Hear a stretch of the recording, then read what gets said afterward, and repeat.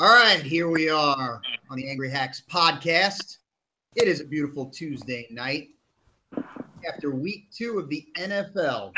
I know I sound a little chipper now, but it's about to get a little heated in here. The New York Giants put up a performance that I just want to vomit all over the floor for the second straight week. So with us tonight, our resident hacks, Michael Hall. What's going on, brother? What's up, nuns? Seen better days. Right, Ryan Stanley? Yes, this is not a beautiful Tuesday. No, it's really not, man. And I want to just freaking jump right into it because I've been stewing over this loss ever since I turned it off with 4 minutes left in the game and just went to bed all mad. I hate that. I hate going to bed mad after my sports team loses. It's like one of the worst feelings. I hate it. I hate it because then I wake up and I'm like, damn it, I'm still mad. And it just drags on all day until I can rant and rave and do all sorts of shit after. So, Rye, let's talk about this, man. We got to talk about this. The New York Giants were 0-2, 13 points in 2 games. The offense is just, I mean, you can use many words to describe them. They're just abysmal, bro. What is your feeling on this Tuesday after week 2, man? What's your feelings? My feelings are all. I mean, it's terrible. I feel terrible. I mean, this is just a terrible team to watch right now. There's nothing going. There's mild bright spots. There's no big bright spots. I mean, you turned it off 4 minutes ago. I can't. For some reason, I have to watch Stay in the Misery because I watched until the end. I don't know why I do this shit. It really pisses me off the way they freaking played this game. I watched the whole thing. There's so much to say that I honestly don't know where to start. Well, I guess the offensive line. I'll start there. The Go offensive ahead. line Please sucked.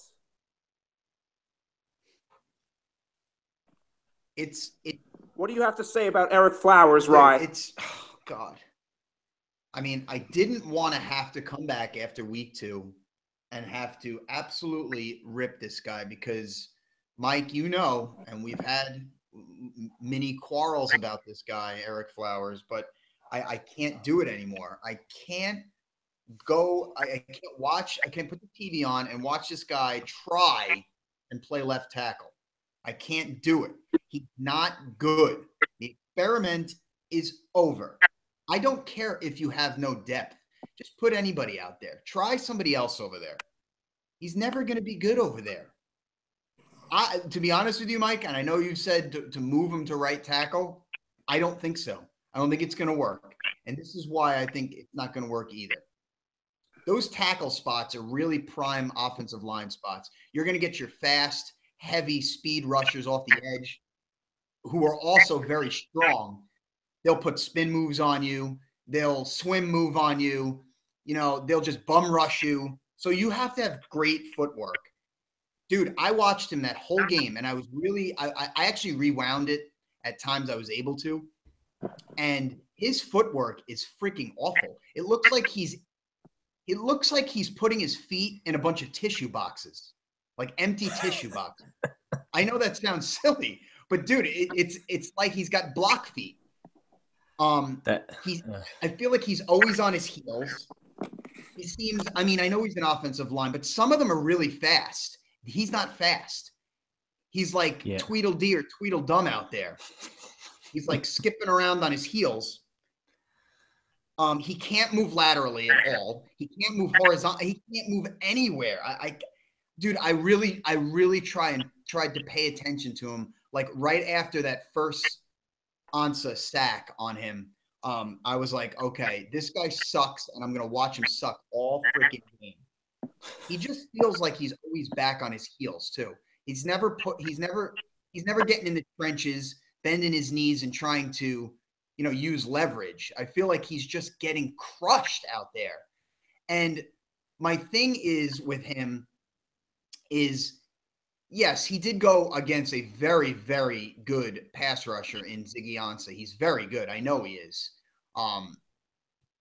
I think he had like 15 sacks a couple of years ago that led the league.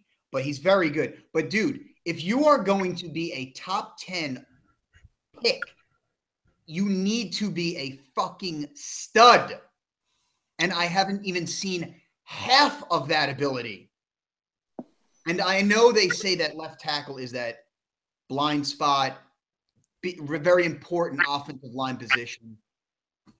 He played left tackle at Miami. You need to be very, very good. And maybe I'm giving him all this criticism that he's so freaking terrible because he was a top 10 pick. It has to be. More is expected of this guy. It is. I don't think it even matters if he was drafted 10th or top 10, 9th, if he's drafted 500th. It doesn't matter. He's still starting on an NFL team at left tackle. And you know what? He's had years to prove himself, and he hasn't. I don't care where you were drafted. I think we'd still be ripping him if he was undrafted. Yeah, but Rye, in my mindset, I'm looking at it as this guy's a top 10 talent. He needs to be a stud. He has to be a stud. And I mean, I'm trying to put him on a pedestal because he needs to be there. What was he, the 9th overall pick? Something like that? Yeah. He needs to be great at that position. And I know there's been many duds and many flops in top 10 range. I think we saw one yesterday, Mike. What was his name for the Lions, the offensive lineman that had like Robinson. Oh, Greg Robinson. Greg Robinson, man, he was a top 10, right? Wasn't he number 2 pick? Number 2 or 3, but yeah, the Rams. By the Rams, yes. And Detroit just picked him up or traded for him or something. And dude, he was awful. He was holding everybody. Walking flag. Walking flag. Now, I'm really holding it in, but I'm just telling you that he can't be a tackle in this league. He can't. He's not good enough. Maybe not. He's not. The technique is not there. I watched it. Now, is it shame on Eric Flowers for getting picked 9th and maybe not being able to hang in the NFL at left tackle, or is it shame on the Giants for making him the 9th overall pick and then expecting him to be a really good left tackle in the league? You know, it's got to get to a point where the Giants have to, like you said, change something. Move him, try someone else at the spot. Now, the only reason I think he may be able to play right tackle, you almost have a little more time. You have a little more leeway over there because it's not the quarterback's blind side. Eli can see that side coming, and you can kind of make up for a little bit more of the shortcomings on that side. To be honest, I would try him on the inside, try him at guard, get him off of his heels and get him more on his toes. No offensive lineman really likes to pass block because you're automatically on your heels. They like to run block because they can go and attack. But even as an interior lineman, you can have more of that mindset even when the quarterback's dropping back. So, yeah, Flowers is a big problem. He's a microcosm of the whole line right now, of the whole team. And, yeah, they got to try to do something. Well, the only reason I am bashing him is because, and for yesterday, is because of, like you said, this has been years of watching him play this left tackle position and not play it well at all. Whether it's him getting just roasted like yesterday or whether it's him taking dumb penalties, because we've seen that too. It's the same old shit. Same old shit from him. Maybe he has tried to get better, but it's just not working. He's not good. I'm telling you, he's awful. He might be a bigger bust than Robert Gallery. I don't know.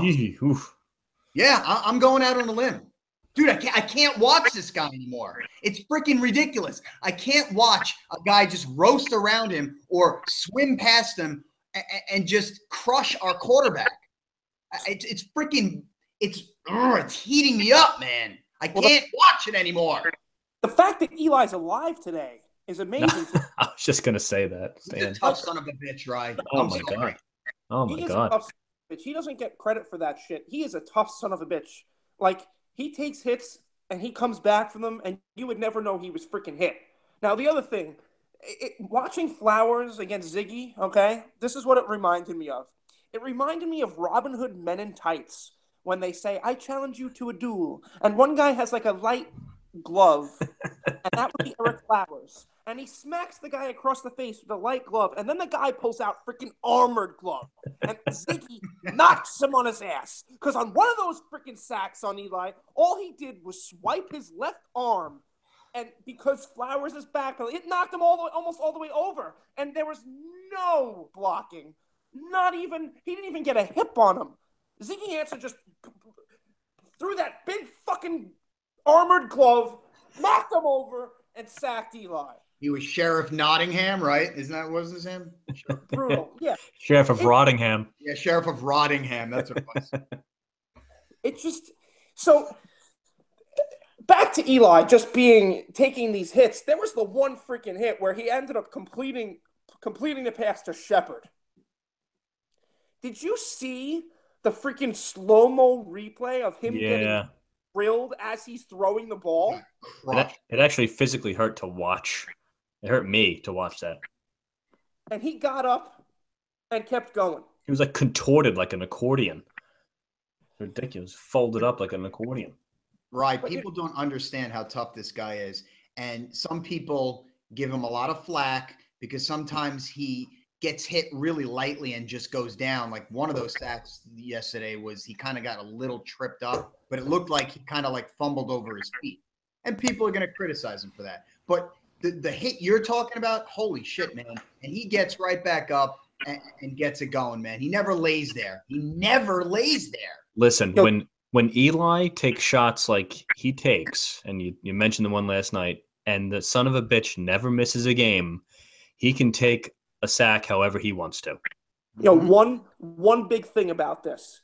Eli got knocked on his ass many times. So I look, Dave Tollefson, okay? Super Bowl champ with the New York Giants. Mm-hmm. You know what he said about it? He's like, did you guys notice after Eli gets sacked that not one offensive lineman helped him up? Really? That's a problem. Wow. I didn't notice that. That's surprising. That's surprising to me. Very surprising. And you know what, Mike and Rye, I understand. I think there is blame on Jerry Reese for not addressing the offensive line in the offseason. I think it's the Giants' blame for Eric Flowers on the playing this position and not necessarily Eric Flowers. I think it's the Giants, like you asked before. Now, I understand what they did coming into the year. Like you said last week, the continuity of the line, having the same guy over your left shoulder and the same guy over your right shoulder, I think it's huge. It was huge for the Giants in the past. You know what? They tried it. It's not working. It's time for a freaking change.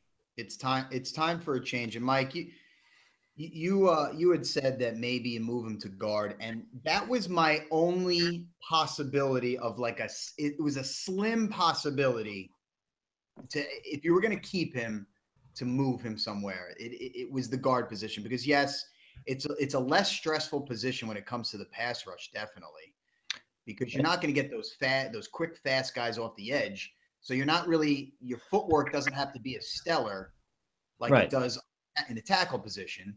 But you're really important in the run game, like you said. So maybe, like you said, he's not on his heels.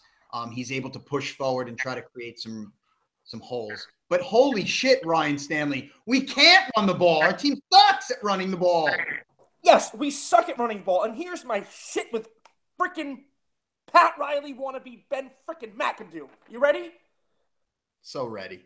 One time, there's so much with this guy. But I'll start with the freaking clock management, McAdoo. I'll start with that, okay? And the sense of urgency that this team does not have. They never have the damn sense of urgency. And at the end of the first half, they didn't have it again. The clock manager, they should have called timeout right before the Prater kick at the end of the first half. With 26 seconds left and 3 timeouts. Basically enough time to do jack shit. But if he called that timeout, we could have had the ball with over a minute left and 2 timeouts. Maybe get something going, okay? And then at other points of the game, we don't, when we are finally trying to be urgent, have that sense of urgency. We don't have it because with like 4 minutes to go in the game, he runs the ball on 1st and 10 and 2nd and 10. And we get no yards on both. So not only, I'm sorry, this was with 11 minutes to go, down 2 scores. 11 minutes to go, down 2 scores. He runs the ball on 1st and 10, we get nothing. He runs the ball on 2nd and 10, we get nothing. So not only is it so bad that we get nothing, it's now 3rd and 10, and then we throw the ball for 7 freaking yards and are short. And then we go for it on 4th down, and we throw the ball short of the freaking marker on 4th down. So not only does it hurt to not get the 1st down or that he's running the ball, in all those first 2 runs, when you run the ball, the clock doesn't stop. The clock was our enemy. How does he not see this? It's all on him. It's all on him making those calls, man. So that was the drive with 11 minutes to go. Then we get the ball back with 7 minutes and 45 seconds to go, and he runs again on 1st and 10. And that brings us down to the 4th and 10 again, and we go for it, and he throws it 8 yards. They call play for 8 yards. And I do throw a little blame at Eli. You have to get past that 10 yards. You have to. On 4th down, sometimes I understand on 3rd down, you want a guy to make a play and get past that line. But on 4th down, it's all or nothing. If you don't get to that line, it's over. There's no other play. The next team gets the ball, the other team gets the ball back. No, you might as well just throw it 10 yards somewhere, even if a guy's fucking double covered. Just throw it. If you pick some, oh well, it's turnover anyway. And then part of my shit with McAdoo too is like he blames Eli in this game. Sloppy quarterback play. Oh. Sloppy quarterback play. He says quarterback, and he references one play in particular, which is clearly not the fault of the game. This is actually, I think, turned out in our favor. But he called the play he's talking about. He goes, quarterback and the center need to be on the same page. We need to get the ball snapped. He's talking about 5 minutes to go in the 3rd quarter, down by 10. That's 2 scores. That he wanted to go for it on 4th and goal from the 2. Down 10. First of all, I think that's a horrible call by McAdoo. I think you have to kick the field goal and get it to a 1-score game. I think they're lucky that penalty that didn't get the ball snapped in time. And then we get the field goal. I think we got lucky in that scenario. And that's the play that you're going to rip Eli about? That's awful. Well, Rye, remember that drive really pissed me off because, again, it showed the New York Giants' lack of red zone ability, basically. Because we get the ball down to the 1 or it was probably, I think it was the 1 or the 2. It was the 1. And Brett Jones got a holding call on the 1. That's not the play you talk about, McAdoo. And that's what I was going to get to, but you said it anyway. So I know. He blames Eli. He doesn't blame Brett Jones. And then someone asked him about freaking Eric Flowers, and he said, oh, Flowers did some nice things in the game against the Lions. What game were you watching? And we're sticking by him, he said. And we're sticking by him. That's the scary part. That's the scary part. Yeah. And then he rips Eli, the one guy on this team, other than like Zach Diassi, that has actually won something in his freaking career. You know what? Before you came here, McAdoo, Eli was fine. Fine. I know he has a lot of picks and a lot of interceptions in his career, but you know what? That kind of goes with it. But you're not letting him throw the ball down the field. Well, hang on. Let me interrupt you for a sec, Stan, because two of Eli's best years, Ben McAdoo was his offensive coordinator. I was going to say that. Why? Because he's throwing 3-yard passes? Well, I mean, are we going to have the Sam Bradford mentality? Are we going to have the Sam Bradford mentality like he did last year? Because he has NFL record for completion percentage? Well, no. Listen, I think you're missing my point. You tell me what has happened. Ben McAdoo was the OC for 2 years, and Eli had 2 of his best years statistically of his career. So now Ben McAdoo's the head coach. What's changed? Is Mike Sullivan the problem? The offensive coordinator now? What changed? Well, he's still calling the plays. Okay. So what's different? Personnel. Right. Offensive line. Right. So I'm gonna defend McAdoo a little bit here. Now listen, his post game presser was you can't handle it worse. He throws Eli Manning under the bus. He's defending Eric Flowers. Terrible job. But let's remember something. Okay, a fourth down play, say you have a 4th and 5, and you get 4 yards, and you absolutely lose your shit, which I understand. Is Ben McAdoo really calling a play and going, all right, listen, every receiver, just run short of the sticks? We don't want a first down. Of course he's going to call a play for a first down. You know what I mean? You're right. And listen, another thing. The 2 runs, the 1st and 10 and the 2nd and 10 down. Okay. A lot of these plays now, okay, and I'm not claiming to be an expert and I'm not in the huddle, but I know the Packers do this and a lot of teams do this. You're calling a run play option on every single play.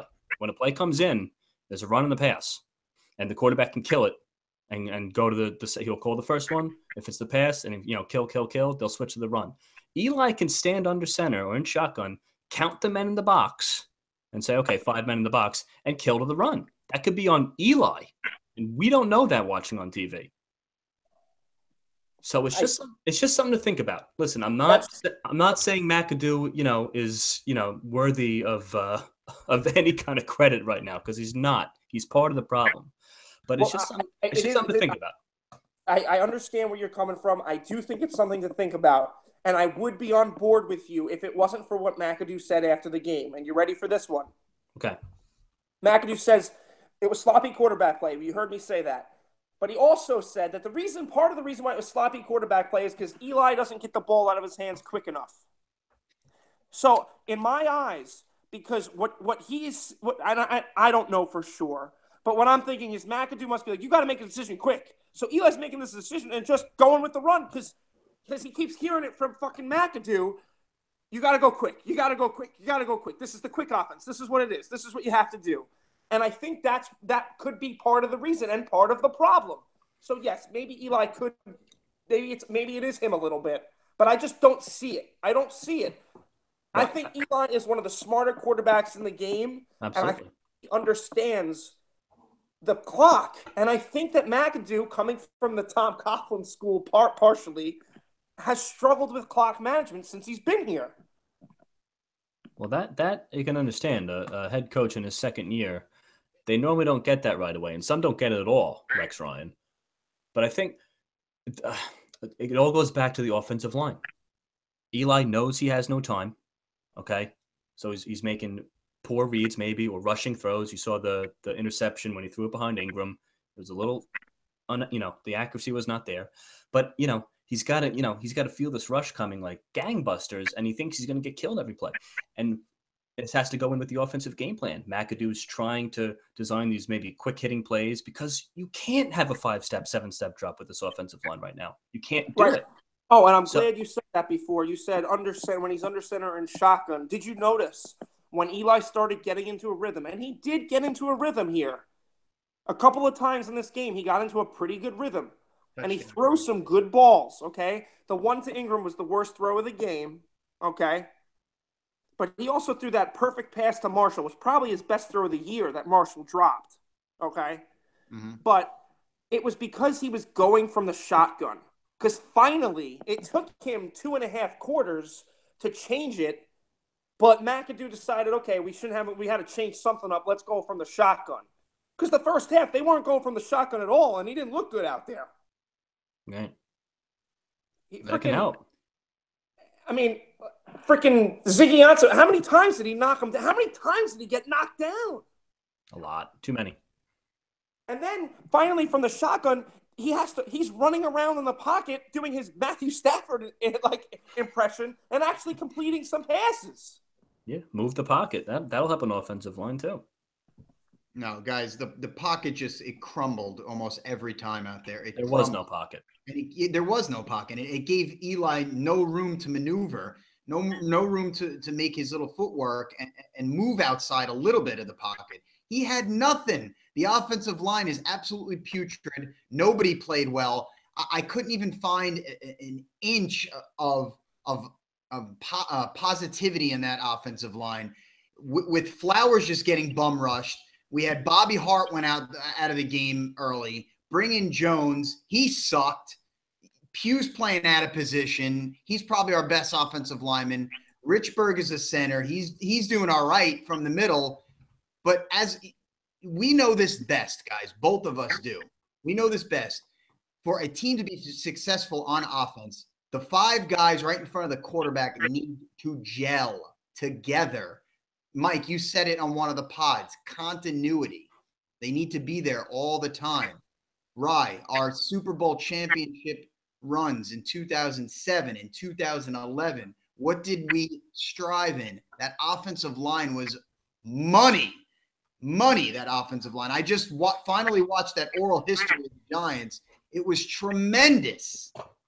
Well, you know what? You mentioned this.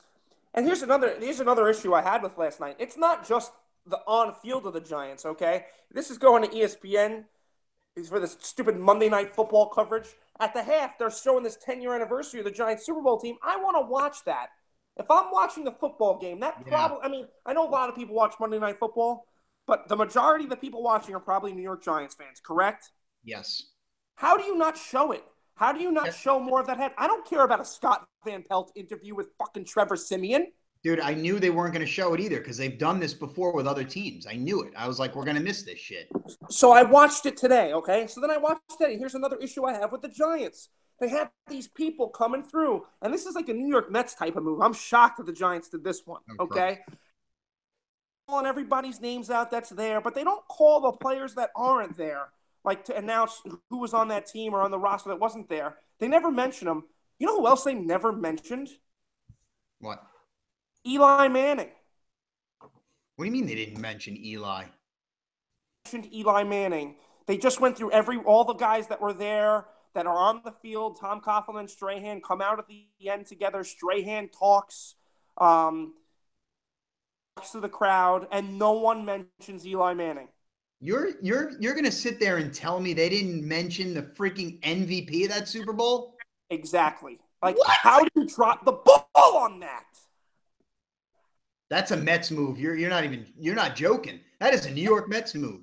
That's a New York Mets move. How do you drop the ball on that? I'm watching just on all different levels. Why? Because first of all, ESPN not showing the ball. I'm watching Trevor Siemian. I don't care about Trevor Siemian. And they don't have him in there. Oh man, you just made me more angry, dude. Wow. Well, that bothered me, Rye, but I knew that was going to happen because I've seen it before when they do ceremonies with other teams. They never show the halftime. They always go to something like a Scott Van Pelt or some sort of sports center thing. They'll never show it, which I think is absolutely outrageous. How do you not give the fans, who are going to be your majority of viewers, how do you not give them that, especially something so special as a Super Bowl ceremony? I know. It's just – I'm sorry. Just so much stuff from last night really pissed me off. It stemmed to everything. It stemmed all the way to Jerry Reese. It stemmed – I just don't know how everywhere on the Giants organization last night pissed me off. Yeah, it's bad, man. It's getting really bad. And, I mean, we can sit here and just keep talking about it, but, we're just going to make each other just even more angry. The silver lining is, I hate to be cliche, there's a lot of season left. I need to see something this week against a freaking key divisional opponent in the Eagles. If they show me something, Rye, if they show me some grit, they pull out a nice road win against the damn freaking Eagles who I can't stand, then I'm back on board, baby. I don't know about you. If they win this game, I'm back on board too. It only takes one. But you know what? I'm going to be eyes are all on that offensive line, man. What adjustments are we going to make? McAdoo, what adjustments are we going to make? Eli, what adjustments are we going to make? Because the only ones who I feel have been just kicking ass and in the trenches is that defense, man. It's staying strong, and I still am standing by that they could be. I'm saying they could be, not that they are, but they could be a top 3 defense in this league. They are that good when they're all out on the field. And we were missing Janoris Jenkins, our best corner, and we were missing B.J. Goodson, 18 tackles last week. We were missing those 2 guys. And Ryan, I know you wanted to make a shout out to one of the guys on our linebacking core. Yeah, filling in for B.J. Goodson, Calvin Munson. All right. He looked pretty good, man. He's an undrafted rookie from San Diego State, and he looked good out there. He just looked good. He was the lone bright spot. I mean, for me, not the lone bright spot, but the biggest bright spot. No, I mean, he really was. He was flying around the field.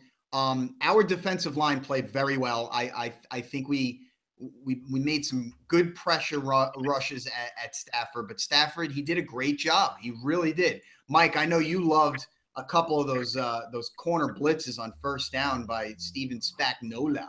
Yeah, sending Eli Apple off the edge was on 1st and 10. You don't see that a lot, and definitely something they really haven't put on tape because Stafford didn't see it coming either. No, and I like what Spags does. He mixes a lot of things up. He keeps the offense off balance, and he really keeps an offense kind of guessing, don't you think? Oh, absolutely, and that's the key to it. And listen, their defensive personnel is some of the best you're going to find in the league, and gives them a lot of toys to play with. And so far so good on that side of the ball. It's just just being on the field too long and forcing them to do too much, and it's too much to ask. Go ahead, Ryan. No, I like to give credit where it's due, and I just have to mention, you mentioned Stafford playing well, and he had a couple of scrambles for big yardage. Yeah. But the end of the 3rd quarter, with 12 men on the field, that's a great play by Stafford. Did you see that play? Yes. Yep. And I was cheering because, it was an overthrown ball, but we screwed up on that. Yeah, we gave him a free play, and then on the next play, they got another free play because we were offsides or whatever, or encroachment. I don't know, whatever. But the crazy thing about that play, the end of the 3rd quarter, 12 men on the field, he runs up to that line. Let me ask you guys a question, okay? 12 men on the field. The penalty was already, the flag was thrown for 12 men on the field. And our guys were still on the field. Why are they continuing to run off the field? Play the fucking down. Play the down. What's the worst that can happen? If they get a touch, it's a free play. Just go. You know what? If I was freaking McAdoo, I'd just send the whole roster out there. Throw 50 guys out there. Wow. I mean, go tackle somebody. The guy's momentum. The guy's momentum's coming off the field. I mean, he doesn't really know. I know. That's not a bad point, though, right? No, it's not a bad point. It was a really, really nice job by Stafford in recognizing that. The only kind of gripes I have with the defense, and I hate to dote on them here on this thing because of how well they've played. And yes, Mike, like you said, they've stayed on the field way too long. They got to be exhausted because the offense doesn't put them in a good position. But I don't know if you noticed this, Ryan. Yesterday, Dominic Rodgers-Cromartie missed like 4 tackles yesterday. And it pissed me the frick off, man, because he plays really well in the slot. I think that's, his younger days are over playing, man-to-man on the outside. But he plays really well in the slot, mixes it up both sides of the field. He missed a couple of good big tackles yesterday, man. No, he definitely did. Couldn't wrap his hands around anybody. Couldn't do it. He really couldn't, man. That and the other gripe, and since between 2 games, we've been terrible on 3rd downs, man. Yesterday, the Lions were, what were they? They were 7 for 15 on 3rd downs, and the Cowboys were 8 for 15 on 3rd downs a week ago. So, I mean, if I'm going to really gripe a little bit, it's going to be that. But all in all, that defense is playing really well. Spagnuolo knows what he's doing, man. He mixes it up really well. I think he's one of the best defensive coordinators in the game in terms of sending blitzes at the right times, man. I love his schemes, what he's doing, and he feels back at home. I hope he's here a long time. And, his head coaching gig didn't work out, so maybe this is just his niche, man. Maybe he's a defensive coordinator by heart, and I hope he kind of recognizes that and stays with us a long time. I got nothing else to say about the Giants, man. I mean, I've blown a gasket too many times today thinking about it. What about you? I could just keep ripping them if you want, but I could be good for now. Well, for the sake of the podcast, we're going to move on. Mike, your Green Bay Packers lost a tough one, but not only lost, on the field, but lost a couple of guys during the game. Yeah, it was annoying. Well, I mean, first of all, I feel like, I mean, the NFC Championship game last year, we had a lot of guys banged up, and the divisional playoff game 2 years ago against Arizona, we barely had wide receivers to dress. So we're always falling apart at the end of the season, and Aaron Rodgers just drags us to as far as he can go. I mean, week 2, 90 minutes before the game, I find out both our starting tackles aren't playing. So not a good start. But I'll tell you what, second year, Kyle Murphy, who's our backup right tackle, slides him over to the left tackle, and the kid plays really, really well. And we have Adam Pankey, who's been with us for, 6.5 minutes, right into right tackle, and they did a pretty good job.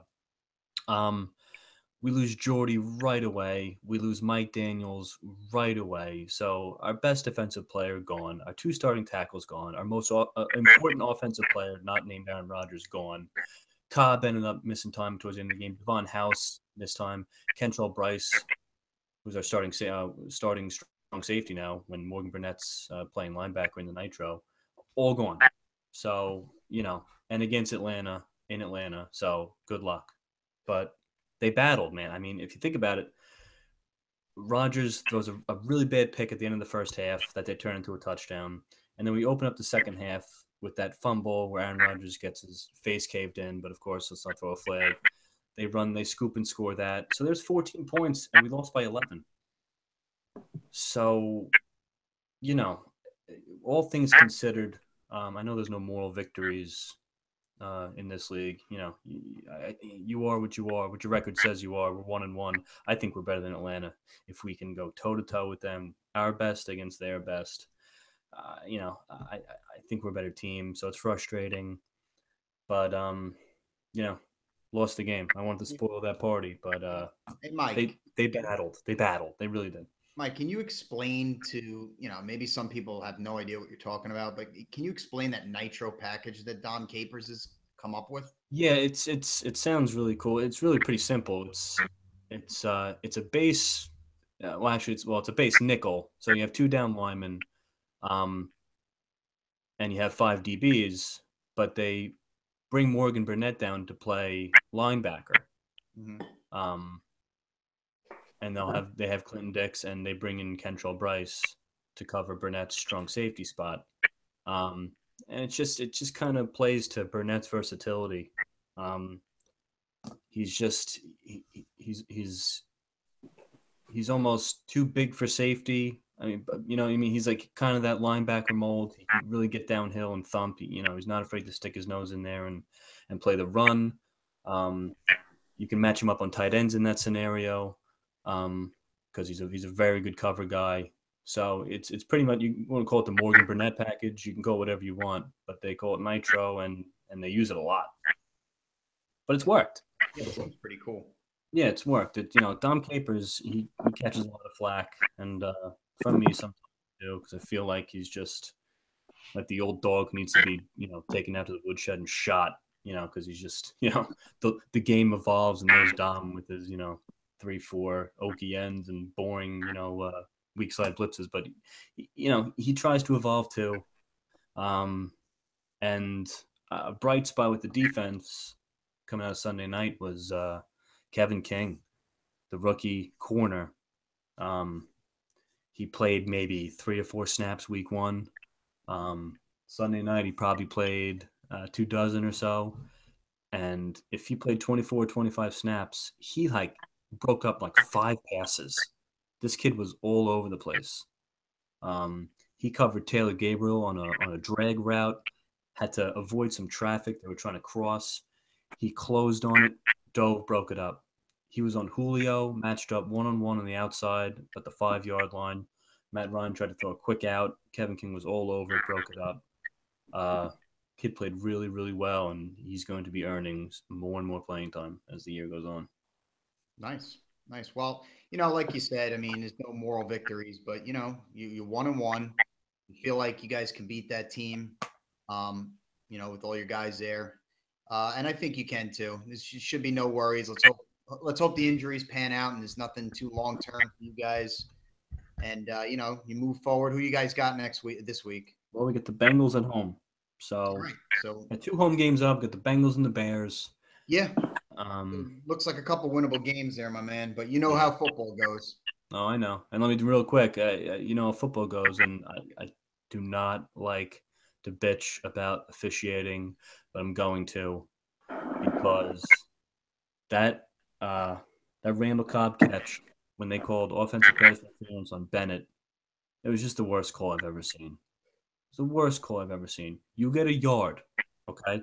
You get a yard off the line of scrimmage to more or less set a pick if you want. I mean, you rub a guy out, whatever you want to, whatever you want to call it. And Bennett was like 1.5 feet off the line of scrimmage. And where does the flag come from? Not the line judge, from like the back judge who's like in the secondary. How the hell can he see that? I hate that. Are you kidding me? Dude, if that's a flag, then Tom Brady doesn't have any Super Bowl wins. That's their entire offense. And then they called another one on Geronimo Allison down in the red zone when Cobb had that touchdown call back. I looked at that one again.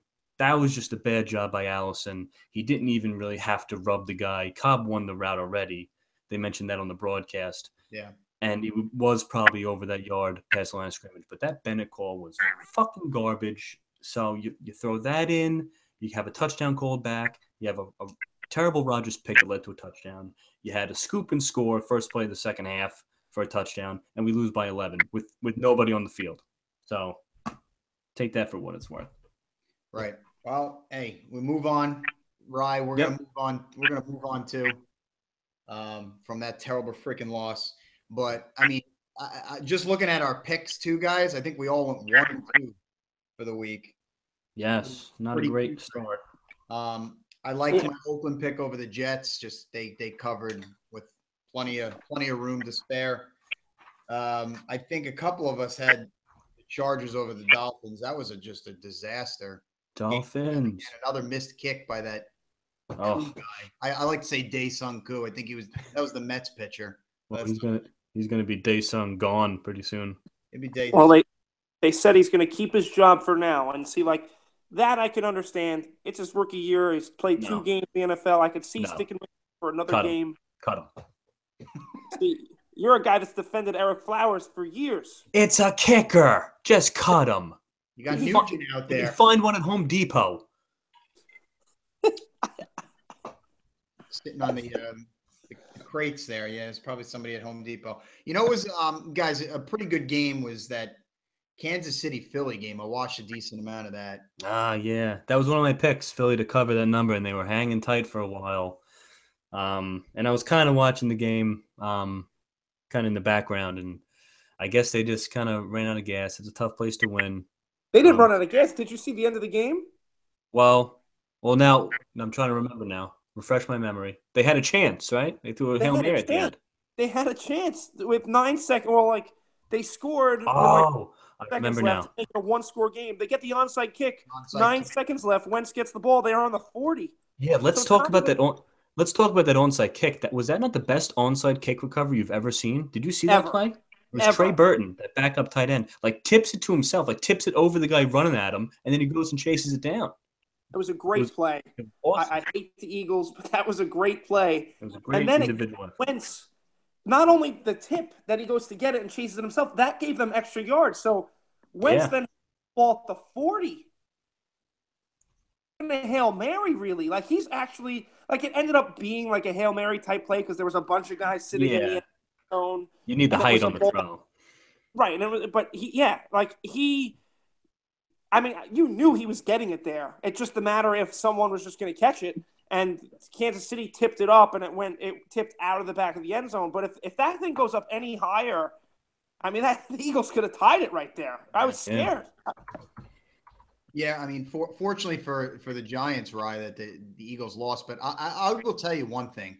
You guys know Kansas City was my Super Bowl pick, and I'm still going to stand by it. They look very good. Kareem Hunt is the real deal, and I said it on here that he was going to have a nice game, and he did. He had another nice game, 2 touchdown performance.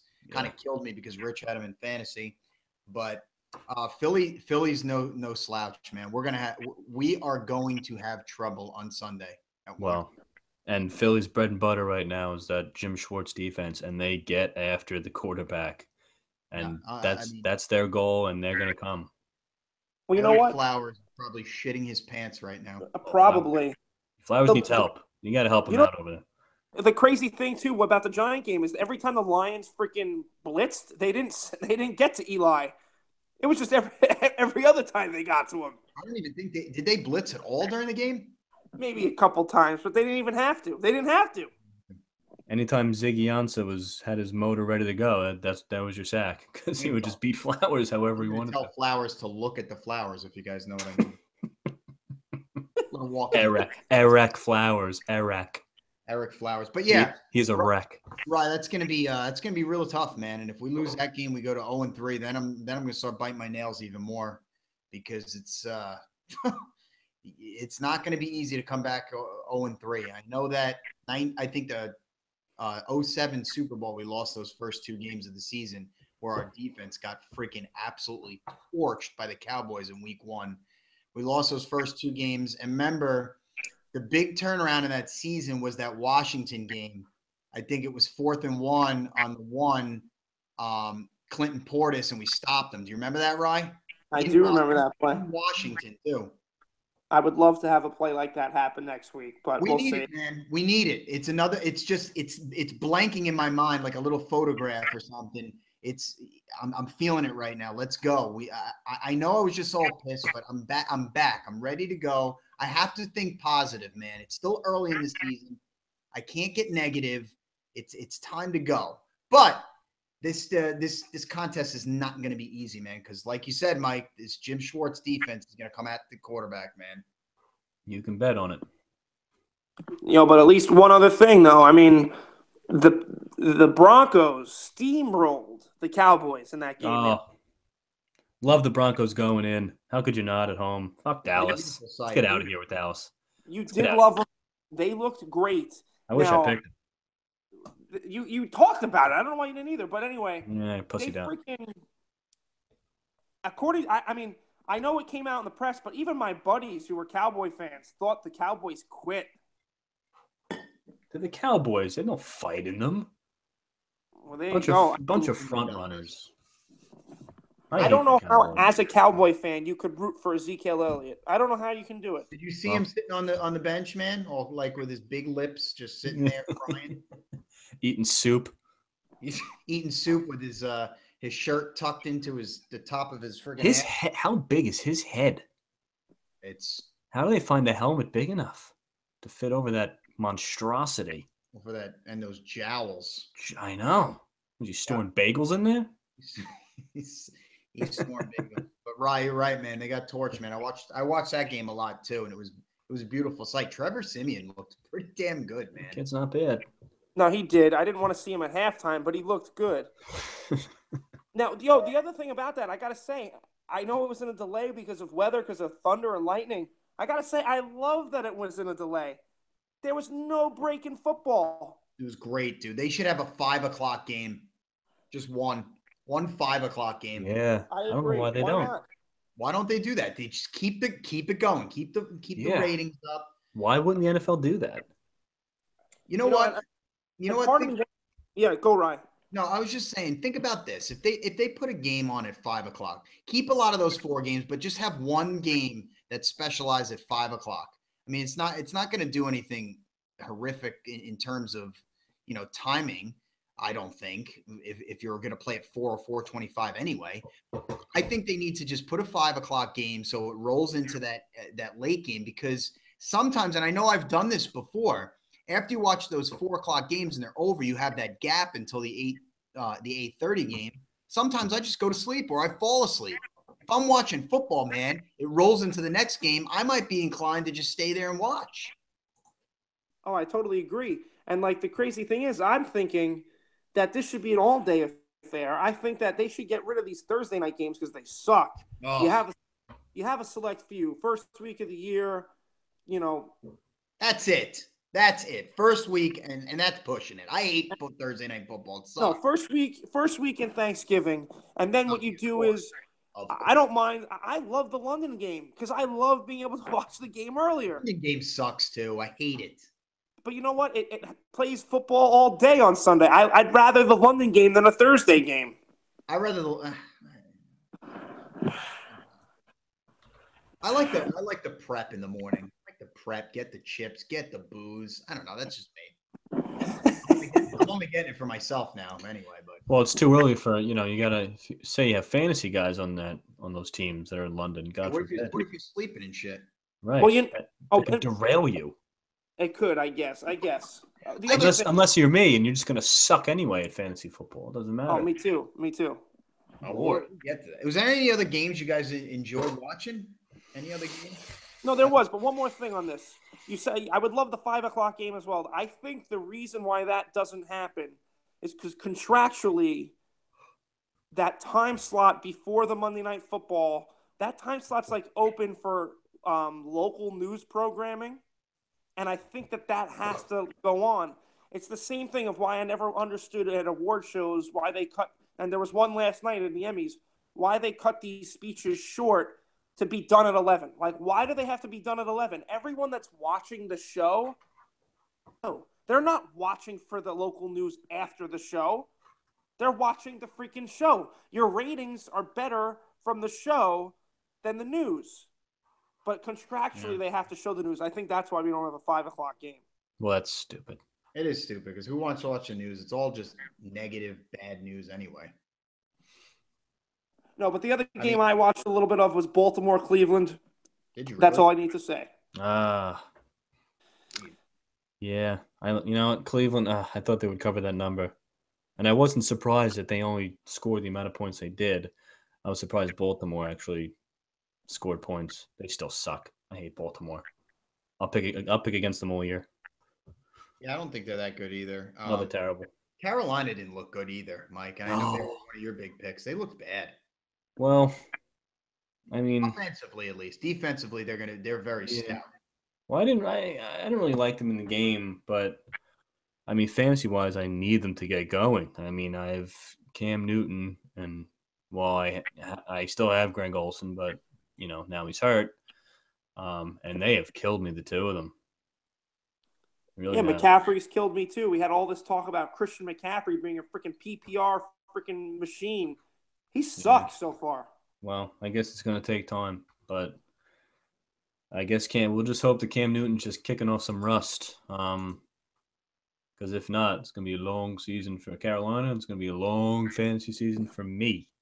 One crazy thing too about this weekend, not to do with the NFL. I know I sent you this video, but you guys have to. I don't know if you watched about the kicker in college that kicked the field goal. It's blocked at the line. The ball's sitting there bouncing. He runs up and kicks it again. It goes to the uprights. It's good. Yeah, legal play. I didn't know that. Did you know that was legal? No, not at all. No, and if I was watching that live, I would have called, baloney. But I guess I had to look it up because it's a rule. That's crazy.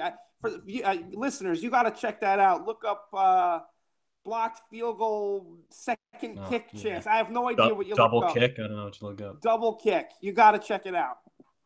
That game in New Orleans was exactly as advertised, by the way. Yep. A lot of points. Tom Brady almost threw for 500 yards.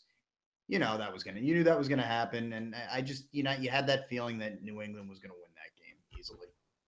I feel bad for Drew Brees, man. So do I. I love the guy. He's such a class act, and he's that defense. I always hear chatter that the Packers are wasting Aaron Rodgers' career because he only has one Super Bowl. Blah blah blah. You're in the playoffs every single year. That's not wasted football. No. Drew Brees, I don't think he's made the playoffs in the last 5 years, and it's just because of that defense. Super Bowl though, he's got one. He's got a ring, but my God, he still plays at a really high level, and they just can't make the playoffs because He's got no weapons around him. His defense is putrid. He's literally like the only good player on that team. It's unbelievable. I know. It's sad, dude. That defense, I think, will never ever be good again. I don't even know when they were good. I don't know. I don't think ever. I don't think ever, man. I don't know. I don't think ever at all. But it was, it was a high flying game. Let me ask you guys this one. This is the one I've been thinking about. That Pittsburgh Minnesota game. Pittsburgh played great, by the way.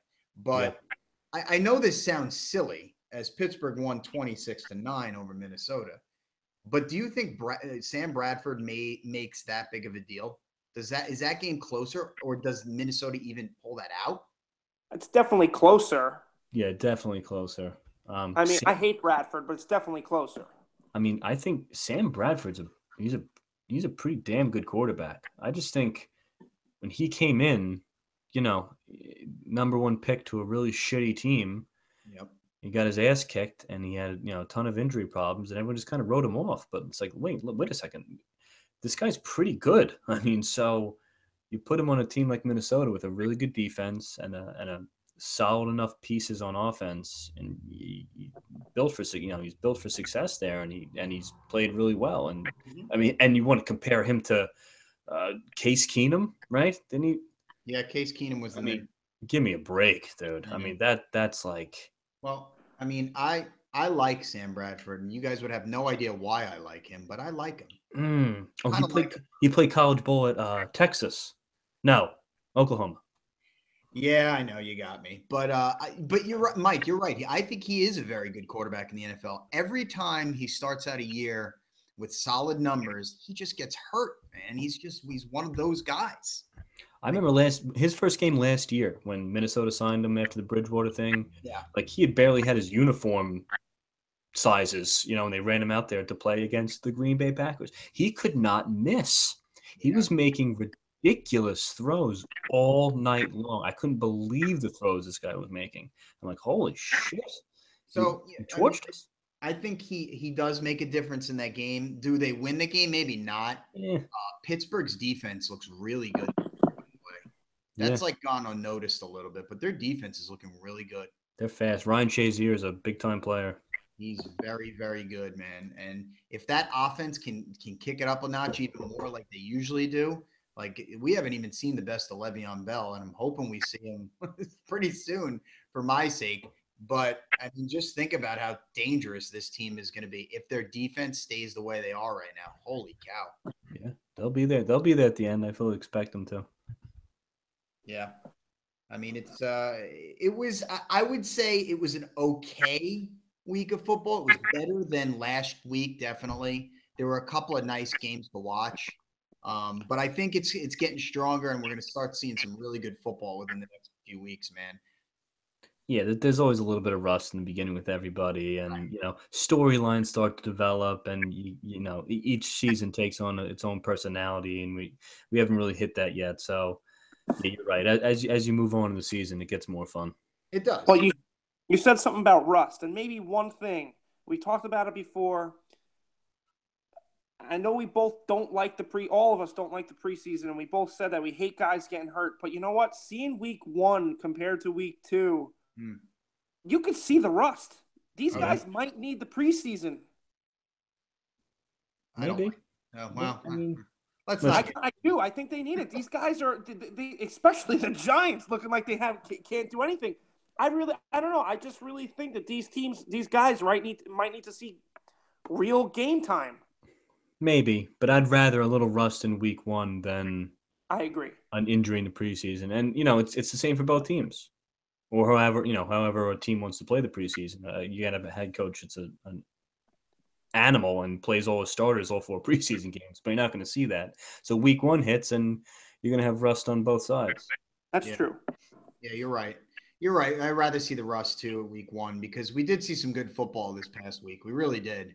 And it's going to get better. It's definitely going to get better. What hopefully can get better for the 3 of us is our fantasy football team. We can't get any worse, guys. I probably could. Well, hold my beer. But Ryan, you know what's really funny, Ryan? What? week 3, me and you play each other. So one of us is going 0-3. We'll probably tie. Yeah, we'll just tie it up, maybe. Well, I mean, for me, I actually almost scored 100 points. It's really, I got the best quarterback combo, dude. I'm telling you, I don't even know who to play. I got Breeze and Carr, and both games, Carr has eked him out in points by a few. So, I mean, it's like a pick 'em. But my running backs were pretty good. I mean, Le'Veon Bell still not where he wants to be. Jay Ajayi came in his first game, 122 yards on the ground, didn't score a touchdown, but I think he's just an animal, man. I watched a lot of that Charger Dolphins game, and he looks really good. My wide receiver is what let me down, man. Brandon Cooks is not where I thought he would be in this offense. So he's really letting me down. Amari Cooper, he just fell victim to Carr throwing to Michael Crabtree for 3 touchdowns. Yeah. But he'll get his. I know he will. He's a very good player. My big pickup for the week was Jaquiz Rodgers, guys. I mean, I thought that was a pretty good pickup on my part. It was. You beat me to that one because I did, huh? Yeah, I'm desperate for running back help, and I thought that'd be a nice little fill-in, at least for the next few weeks. Yeah, I mean, he scored a touchdown at 67 yards on the ground. What I was confused about, and I had to look 3 or 4 more times, but he had no receptions or anything like that. And he's more of one of those guys that can catch balls out of the backfield and, make some creative moves in space. But there was none of that. I watched him run a little bit. He was pretty good. I also had Denver's defense gave me 18 points. That pick 6, I was getting in the shower and I was pretty much stark naked, and I watched that pick 6 and I was going nuts. I'm like, go. Pick 6 nice. In the nude. Yeah, that was nice. My bench didn't really light it up. Robert Kelly was really running well until he got hurt, and fortunately for me, they say he's just day to day. The ribs are not broken. But dude, I think I'm getting rid of Brandon Marshall. He's just not good. Man, can't wait around forever. Corey Coleman, who I thought was going to be a huge pickup for me, broke his hand again. Oh, geez. I didn't even know that. I'm going to be getting rid of him. He's going to be out at least 8 weeks. He's on the IR. So, but Rich beat me, and I owe it. He's got to owe it all to 2 running backs. He had Kareem Hunt. Another big game. He played him this time, and Melvin Gordon had a big game, gave him 17 points, and also had the Ravens defense against Cleveland. So that's my guys. Mike, what happened to your team? What happened? You know what happened? Fantasy football sucks. That's what happened. Because Nick only put up 84 points, so he didn't really light the world on fire. And I lost by, let's see, 18. I only scored 66 fucking points. But that's with a 0 from Jordy Nelson because he got hurt on the second play. And that's 1.5 points from Greg Olsen, who got hurt really early, and now he's so if those 2 guys combine for 18 points, which isn't really asking that much, I win. Yeah. So the injuries got me this week. Alshon Jeffrey, really nice game. He had 18 points. And he's going to be coming out of the flex and into the wide receiver spot for sure if Nelson can't play. I had picked up Kendall Wright, who I didn't play, but I have no problem playing him in a flex spot. He's the number 1 receiver in Chicago. Anyone listening, if he's available in your league, go get him because I know that offense isn't really gangbusters, but talk about targets. The volume of targets is going to be there. He's a pretty good receiver. Cam Newton blows, so he got me 12 points. You said, Ryan, you have Drew Brees and Derek Carr. Yep. I may have to be making you a trade proposal, so we'll talk later about that. I like it. Because my God, I mean, I have Cam Newton and Kirk Cousins, and neither of them really get my jollies going. So that's your whistle. Oh, good grief! So overall, really just my really good tight end and my number 1 receiver getting hurt in the first quarters of their game, and away we go, 0-2. And and Rye, you just fell victim to Ken putting up 153 points. I don't even know. He could have put up 80. You turn the Giant game off with 4 minutes left. I stopped looking at my fantasy football team. After 5 minutes of the 1 o'clock game. Well, here, I'll break it down for you. Want me to break it down for you? I guess if you want. I mean, I don't even know how many points I scored. I turned it off. Seriously. Scored 85.76. And here's your problem. Jordan Howard had 0.7 points. Dick. And that was your first overall pick at number 4. Terrible. Like you said earlier, Christian McCaffrey. He's just roast me thing yet. You got good points from Gronk, but he got hurt. I mean, he might play next week, but who knows? Keenan Allen's a PPR monster. He put some decent points up for you. 9 receptions, 100 yards. Terrence West out of the flex, 11.5, not bad. Like you have Steelers defense, which they put 14 up, which is pretty solid for a defense. Like I said, your problems with your running backs. Winston only put 14 points up. I guess we can chalk him up to rust because that was his first game of the season. We'll do a rust there. But, I mean, Larry Fitz, 3.6 points, my man. But, yeah, no good. Yeah, but like I said, I mean, you went against Ken, 153 points. He had 36 from Brady, 23 Devontae Freeman, Evans 18, Landry 13, C.J. Anderson 28.9, and he had the Bucs D against what's called Chicago for 21. So you had no shot. Too bad Ken didn't enter that team in like a FanDuel league. I know. Seems like a good one, right? I don't know if he money-wise can get that in. Maybe he can. Yeah, he probably could. Probably could get it. But it is what it is with fantasy. We're all 0-2. One of us, Rye, is going to be 0-3 next week. Mike, I don't know who you play. I want to say Mikey Kingston, who's got a good team. So he's got a pretty solid team. I may be 0-3 too. He might be 0-3. So I mean, one of us, Rye, will get a win. So that's a plus somewhere.